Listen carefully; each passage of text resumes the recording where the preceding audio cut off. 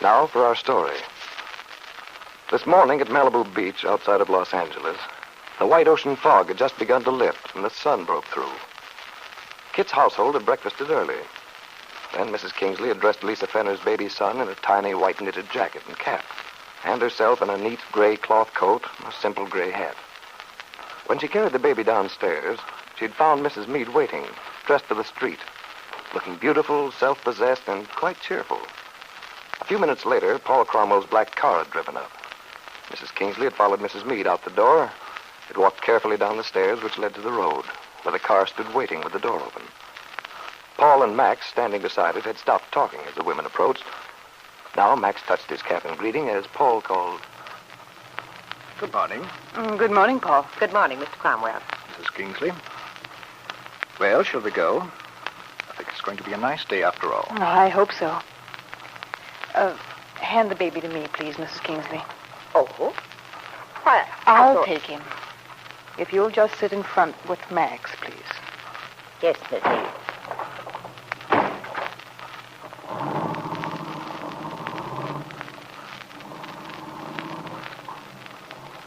What time is it, Paul?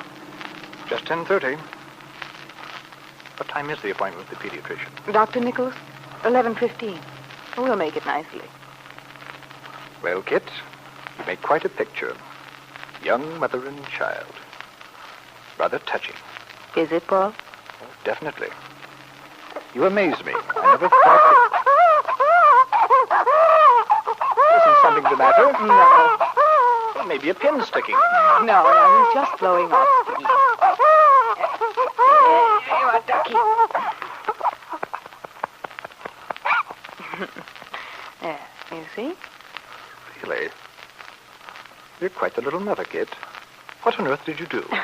Well, I don't know what the professional name for it is, but the term in common usage is burping the baby. Well, really, Kit. Oh, you needn't be shocked, Paul. All the doctors say that, and the nurses, too. Well, you seem to be a veritable fountain of information. I must say, Kit, the baby doesn't look much like Bill Meade. Oh, what a catty streak you have. You're as bad as a woman. But you can't needle me about that. I happen to know that babies look like the people you want them to look like. It's chiefly in the mind. Besides, he's dark. You might say he looks like me. You might. Kit, now that we have an opportunity, what did you tell Lisa yesterday? Oh. So Lisa told you I'd been over. Certainly. But she refused to tell me what you said. I wanted to get over to see you last night, but I couldn't get away very gracefully. So you couldn't get away very gracefully. That doesn't sound much like the man who used to take me out in New York. Touché. You have me there. But I do want to know. I couldn't get anything out of Lisa. What happened? Well, I explained the circumstances to Lisa. All the business about having to get Bill's consent and Lance's. That scared her. And she still feels pretty sensitive about his walking out on her. Especially at such a time, though Lance certainly didn't know about Lisa's condition then. Well, it's not surprising that she feels as she does, just the same. No, of course it's not. That's why I wanted her to understand that it would be necessary for Lance to sign the papers. And what did she say? She was very upset. Said she wouldn't think of Lance's knowing anything about the baby. Well, that settles it then. Not necessarily. It doesn't change much, actually. You're forgetting that I don't want Bill to know about it either. Yes, that's true, of course. But in that case, I don't see what good it did to talk to Lisa, to upset her any more than she was. You're not very nimble-witted, are you, Paul? I had to talk to Lisa to persuade her, or rather to make her see that there's only one way out of this situation. And what's that? It looks to me as if you're completely cornered, no matter how you try to get out of it. No, Paul. I'm not cornered. I told Lisa that the best thing would be for her to let me keep the baby now. Take him back to Wakefield as I intended from the beginning.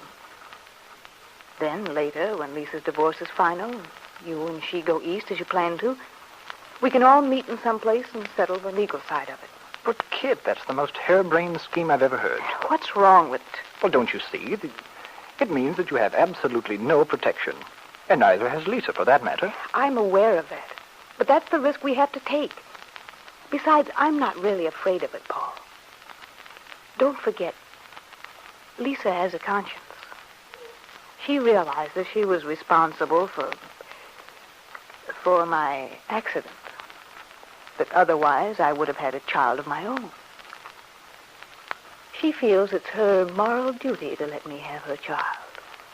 You mean because of that night, the argument you two had? Of course, Paul.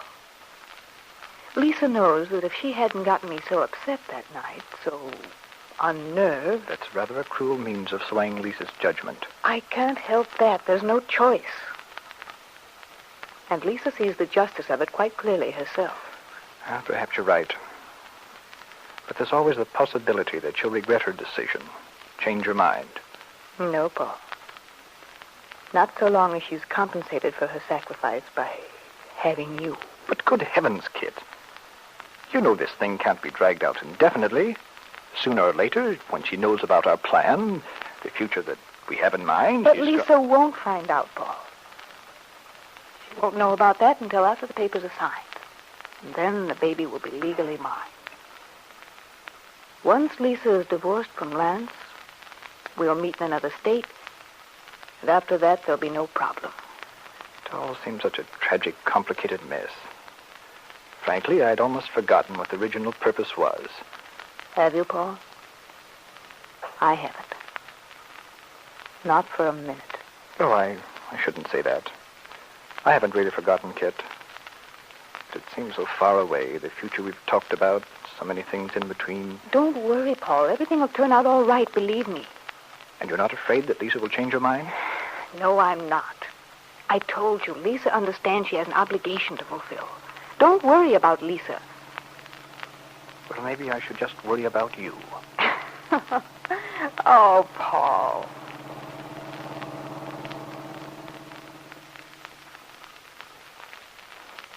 A little later, they arrived at their destination, the office of the pediatrician, Dr. Nichols, whom Dr. Gordon had recommended. Paul and Max waited below while Kit and Mrs. Kingsley went up to the doctor's office. The doctor had weighed and measured the baby boy, checked with Mrs. Kingsley in regard to his eating and sleeping habits. Yes, he's in fine shape. You can tell Mrs. Fenner she has nothing at all to worry about. Miss Fenner would be glad to hear that, I'm sure. Yes. What a shame Lisa couldn't have come in, but it's such a long drive in from the beach. Well, it's probably just as well for her to rest. Is there anything else, Doctor? Anything we should do? No, I think not. I'd like to see the baby again in about 2 weeks. You can make an appointment with the nurse as you go out. Perhaps you do that now, Mrs. Kingsley.